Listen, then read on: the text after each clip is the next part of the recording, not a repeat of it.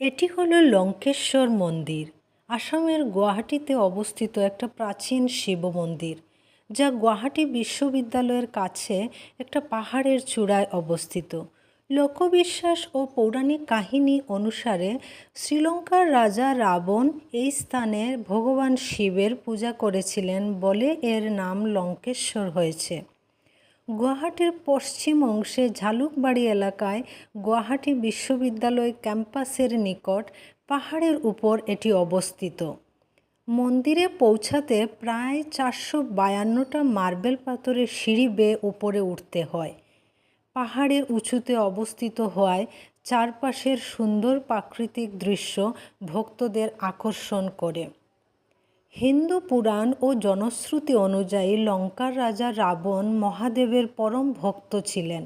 তিনি এই পবিত্র পাহাড়ে এসে দেবাদিদেব শিবের আরাধনা করেছিলেন। রাবণের নাম ও উপাসনার সাথে যুক্ত থাকার কারণে এই স্থান ও দেবালয়ের নাম লঙ্কেশ্বর নামে নামকরণ করা হয়েছে। সারা বছরই এখানে ভক্তদের আনাগোনা থাকে, তবে শ্রাবণ মাসে ও শিবরাত্রিতে প্রচুর ভক্তের সমাগম ঘটে। মন্দিরে ওঠার পথে গণেশ মন্দির, লক্ষ্মী মন্দির, শনি মন্দির ও হনুমান মন্দির পাওয়া যায়।